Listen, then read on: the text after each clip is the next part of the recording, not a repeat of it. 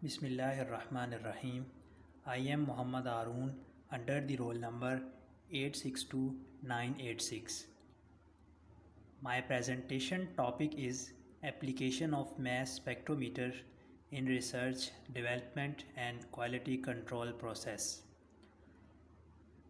I shall explain each one by one.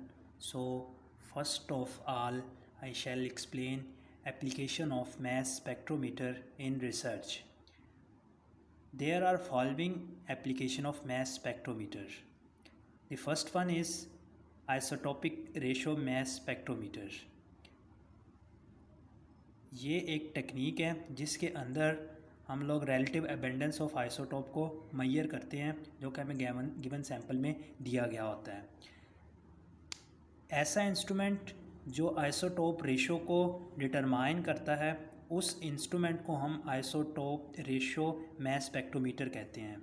इस technique की different applications हैं इन earth and environmental sciences के अंदर, लेकिन जो मोस्ट इम्पोर्टेंट है वो हम यहाँ पे डिस्कस करेंगे, वो है एज डिटर्मिनेशन की, यानी किसी भी मटेरियल की एज को डिटरमाइन करता है। ये बिल्कुल वैसे ही डिटरमाइन करता है जैसे हम लोगों ने कार्बन डेटिंग के केस के अंदर पढ़ा था। जब हज़ारों साल पहले कोई जानदार डेड हो जाए तो उसकी हम कार्बन 14 के साथ मैयर करके हम उसकी एज को निकालते हैं। बिल्कुल इसी तरह आइसोटोपिक रेशो मास स्पेक्ट्रोमेट्री भी किसी भी चीज़ की एज को आप के बारे में इंफॉर्मेशन देता है। सेकंड है इन रिसर्च। तो जो इन मास स्पेक्ट्रोमेट्रिक टेक्निक डिफरेंट चीज़ों के लिए यूज़ होती है, उसमें पहला ये है कि ये मॉलिक्यूलर वेट ऑफ कंपाउंड के बारे में बताती है। तो as we know mass spectrometer के थ्रू वी मैयर करते हैं mass to charge ratio of molecule, किसी भी मॉलिक्यूल की। तो जो हम मास टू चार्ज रेशो निकालते हैं उसी को, उस मैयरमेंट को हम फिर किसी भी सब्सटेंस के वेट के लिए यूज़ करते हैं, जो कि हमें एग्जैक्ट वेट ऑफ कंपाउंड के बारे में बताती है। दूसरा, मॉलिक्यूलर फार्मूला भी हम मास स्पेक्ट्रोमेट्री के थ्रू कैलकुलेट कर सकते हैं। थर्ड है ट्रेसिस गैस एनालिसिस। यहाँ पे दो टेक्निक इस्तेमाल होती हैं। पहली टेक्निक जो है सिलेक्टेड आयन फ्लो ट्यूब और दूसरी है प्रोटॉन ट्रांसफ़र रिएक्शंस। ये दोनों एक flow tube base on mass spectrometric techniques हैं जो कि क्वांटिटी ऑफ ऑर्गेनिक कंपाउंड को मैयर करती है डिफरेंट चीज़ों के अंदर, यानी एयर के अंदर कितनी है वो हमें पूरा उसका एनालाइज करके बताती है, हमारी ब्रीथ के अंदर। इसी तरह ये लिक्विड हेड स्पेस यानी एयरक्राफ्ट के अंदर ये ऑर्गेनिक कंपाउंड्स या जितने भी और इसके अलावा इनके साथ मटेरियल होती है उन सब का एनालिसिस करके बताती है कि ये इतनी मिकदार में इसके अंदर मौजूद है। जो सेकंड लास्ट है वो है फार्माकोकाइनेटिक्स। फार्माकोकाइनेटिक्स से मुराद ये है कि एक इंसान की बॉडी में कितना ड्रग्स मौजूद है या वो कितना ड्रग लेता है। तो इसका हम मास स्पेक्ट्रोमेट्री के थ्रू हम उस कम्प्लेक्स नेचर की स्टडी करते हैं कि हमारे यूरिन या ब्लड के अंदर कितना ड्रग्स मौजूद है, तो वो हमें इस मास स्पेक्ट्रोमेट्री के थ्रू पता चलता है। नेक्स्ट है प्रोटीन की आइडेंटिफिकेशन, यानी कि हम एक प्रोटीन को किस तरह आइडेंटिफाई करते हैं कि ये कौन सा प्रोटीन है। मास spectrometer is an important method for identification of proteins. तो वो मेथड जो है 2 स्टेप पे मुश्तमिल है। जो पहला स्टेप है उसके अंदर हम प्रोटीन को आयनाइज करते हैं, यानी प्रोटीन की आयनाइजेशन करते हैं। इसके 2 तरीके हैं। पहला है electrospray ionisation. It is a technique use in mass spectrometer to produce ion using electrospray, यानी इसके अंदर हम इलेक्ट्रोस्प्रे को इस्तेमाल करते हुए किसी भी चीज़ की आयनाइजेशन करते हैं और इसके अंदर हम हाई वोल्टेज अप्लाई करते हैं। सेकंड है मैट्रिक्स एसोसिएटेड लेज़र डिसॉर्प्शन या आयनाइजेशन। तो बेसिकली ये सिंपल आयनाइजेशन ही टेक्निक है। इसके अंदर हम लेज़र को इस्तेमाल करते हैं, उससे जो एनर्जी निकलती है वो मैट्रिक्स ऑब्जॉर्ब करता है ताकि वो आयन बना सके लार्जर मॉलिक्यूल से। तो अब हम जानते हैं कि जितने भी प्रोटीन होते हैं उनके दरमियान जो लिंकेज होती है वो पेप्टाइड लिंकेज होती है। तो जो इलेक्ट्रोस्प्रे आयनाइजेशन और मैट्रिक्स एसोसिएटेड लेज़र एब्जॉर्प्शन से आयनाइजेशन हुई हैं तो उसके जितने भी प्रोटॉन होते हैं उसको हम डाइजेस्ट करते हैं स्मॉलर पेप्टाइड के अंदर बाय एंजाइम। कुछ एंजाइम उसको करते हैं, उस एंजाइम में ट्रिप्सन और पिप्सन्स आते हैं। तो these peptides are then separated by, फिर हम इन पेप्टाइड्स को सेपरेट करते हैं क्रोमेटोग्राफी के थ्रू, और इस तरह से जो प्रोटीन आइडेंटिफाइड होता है उस मेथड को हम पेप्टाइड मास फिंगरप्रिंटिंग भी कहते हैं। लास्ट है स्पेस एक्सप्लोरेशन। मैस स्पेक्ट्रोमेट्री सिर्फ अर्थ के ही किसी चीज़ को मतलब किसी भी कंपाउंड या किसी भी चीज़ को सेपरेट नहीं करती है, एनालिसिस नहीं करती है, उसका मैस वगैरह मैयर नहीं करती, बल्कि अगर आप किसी और प्लैनेट से जैसे मून से भी अगर आप सॉइल ले आएँ तो मैस स्पेक्ट्रोमेट्री उसकी भी मैस को मैयर करती है। ये तो थी application of mass spectrometer in research में। अब हम पढ़ेंगे application of mass spectrometry in development. Development के अंदर मैस स्पेक्ट्रोमेट्री ने बहुत ही मतलब बहुत एप्लीकेशन है, इसने बहुत ही काम किया है, लेकिन हम यहाँ पे जो डिस्कस करेंगे वो होगा mass spectrometry in development of gas chromatography और mass spectrometry in development of liquid chromatography. तो पहले हम पढ़ते हैं mass development in mass spectrometry development of gas chromatography. तो जो गैस क्रोमेटोग्राफी है उसके अंदर हम मुख्तलिफ़ काम करते हैं। पहला सबसे पहले हम कोई भी ड्रग हमारे पास आ जाए उस ड्रग की डिडक्शन कर लेते हैं कि आया इस ड्रग में कौन सा कंपोनेंट कितनी मिकदार में मौजूद है।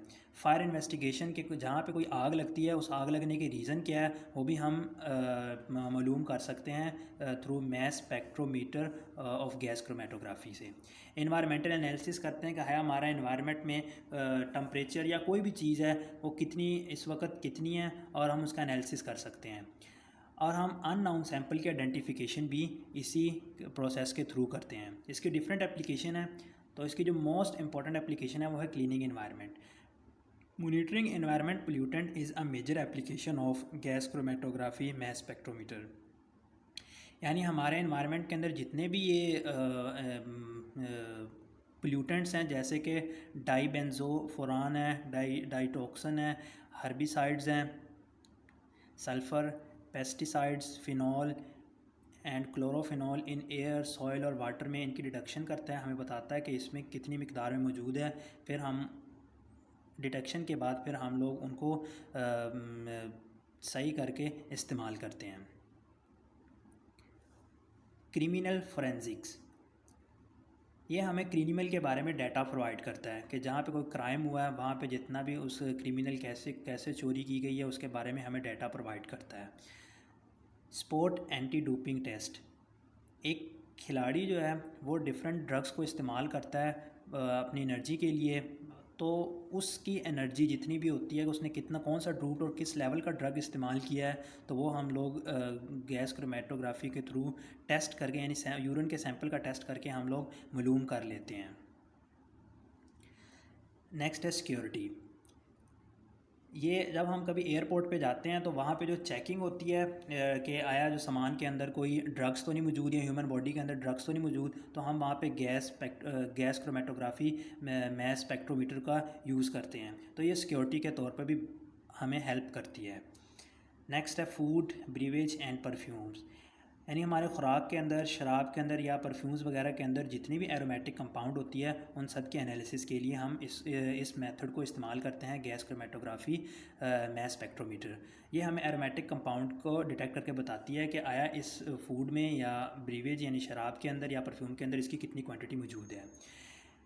मेडिसिन के तौर पे भी हम इसको इस्तेमाल करते हैं इस टेक्निक को। ये screening test for detection of several, यानी जितने भी मेटाबॉलिक डिजीज़ होती हैं, कॉन्जुगल मेटाबॉलिक डिजीज़, ये हमें उन सब के लेवल के बारे में बताता है कि आया इसमें जो पेशेंट होता है उसमें यूरिन का लेवल कितना है, मेटाबॉलिक डिसऑर्डर के बारे में बताता है। इसके अलावा ये it can also detect the presence of oil in ointments, creams और लोशंस वगैरह के अंदर ऑयल की मिकदार कितनी है, ये भी हमें गैस क्रोमेटोग्राफी मैस स्पेक्ट्रोमीटर के थ्रू पता चलता है। नेक्स्ट है uses of mass spectrometer in liquid chromatography mass spectrometers. तो लिक्विड क्रोमेटोग्राफी मैस स्पेक्ट्रोमीटर जो मोस्ट कॉमनली यूज स्पेक्ट्रोमीटर, मतलब ज़्यादातर यही इस्तेमाल होता है, उसकी एक रीज़न है कि इसके अंदर जितने भी केमिकल्स कंपाउंड होते हैं ना, तकरीबन 85% जो हम केमिकल कंपाउंड का हमने पीछे जिक्र किया वो पोलर होते हैं। तो इस वजह से ये गैस क्रोमेटोग्राफी से ज़्यादा एडवांस और मोस्ट एफिशिएंट मेथड है। इसके एप्लीकेशन में है pharmacokinetics. In pharmaceutical fields, liquid chromatography mass spectrometer is used to detect how a medicine is cleared from the body organ and blood, के एक बंदे के अंदर जितनी मेडिसिन उसने ली हुई हैं, कोई ऐसी मेडिसिन जो नशावर मेडिसिन हैं या इस तरह ख़तरनाक मेडिसिन है, उसको कैसे क्लीन किया जाता है, ये हमें लिक्विड क्रोमेटोग्राफी मास स्पेक्ट्रोमीटर के थ्रू पता चलता है। नेक्स्ट है प्रोटोमिक्स, यानी कि प्रोटीन को लार्ज स्टडी, यानी हम प्रोटीन की स्टडी करते हैं किसी लार्ज स्केल के ऊपर, तो वो प्रोटोमिक कहलाता है। तो अब हम जानते हैं कि जो वो तकरीबन जो प्रोटीन्स होते हैं वो किसी भी चीज़ के अंदर उनकी तादाद बहुत ज़्यादा होती है। तो अब हमें कैसे पता चलेगा कि एक चीज़ के अंदर कितनी प्रोटीन की स्ट्रेंथ है, तो वो हमें इस लिक्विड क्रोमेटोग्राफी मास स्पेक्ट्रोमीटर के थ्रू पता चलता है। Proteomic is a method to detect the component of component of a complex mixture. Liquid chromatography mass spectrometer is used to identify the sequence of individual peptides के peptides जो protein बनाने के लिए इस्तेमाल होते हैं उनकी सीक्वेंस क्या है, हमें इसके बारे में बताती है। सैम्पल ऑफ कम्प्लेक्स बायोलॉजिकल में भी एनालाइज, वो भी हम इसी के थ्रू एनालाइज करते हैं। विच कैन आइडेंटिफाई ओवर 100, और जो लिक्विड मास स्पेक्ट्रोमीट्री है वो तकरीबन एट अ टाइम 100 प्रोटीन को 1000 प्रोटीन को आइडेंटिफाई कर सकती है। इसके अलावा हम it is also use to detect the natural product of plant, जितने भी नेचुरल प्रोडक्ट ऑफ प्लांट्स बनते हैं वो भी हमें पता चलता है through liquid chromatography mass spectrometer के through. Drug development, it is highly use in drug development because it identify the structure of product. अब ड्रग्स के अंदर जितनी भी चीज़ें इस्तेमाल होती हैं हमें ये बताती है, हमें उसके बारे में इंफॉर्मेशन देती है। ये स्पीड अप करती है प्रोसेस ऑफ जनरेटिंग टेस्टिंग, हैं जितने भी टेस्ट प्रोसेस हो रहे हैं उनको स्पीड अप करने के लिए इस्तेमाल होती है। And starting the formation of drug from natural product, और नेचुरल प्रोडक्ट से जितने भी ड्रग्स बनती हैं उनके स्टार्टिंग में हम इसको इस्तेमाल करते हैं। लास्ट वन है application of mass spectrometer in quality control process. Quality control process जो हम आज पढ़ेंगे वो है मोनोक्लोनल एंटीबॉडीज़। ये मोनोक्लोनल एंटीबॉडीज़ है क्या चीज़, हम इसके बारे में थोड़ा सा पहले बता दूं कि ये एक लेबॉर्ट्री के अंदर प्रोड्यूस मॉलिक्यूल है जो कि ना सब्सटीट्यूट एंटीबॉडीज़ के तौर पे काम करता है। और ये काम हमारे इम्यून सिस्टम के साथ काम करता है, और ये इम्यून सिस्टम को इन्हांस करता है कि कोई भी कैंसर सेल आ जाए उसके ख़िलाफ़ लड़ने के लिए हम क़ुव्वत मुदाफ़अत प्रोवाइड करता है। तो यहाँ पे दो मेथड क्वालिटी कंट्रोल ऑफ मायोकेमिकल बताए गए हैं जो मास स्पेक्ट्रोमेट्री के थ्रू हम करते हैं। पहला है top down approaches for quality control of monoclonal antibodies.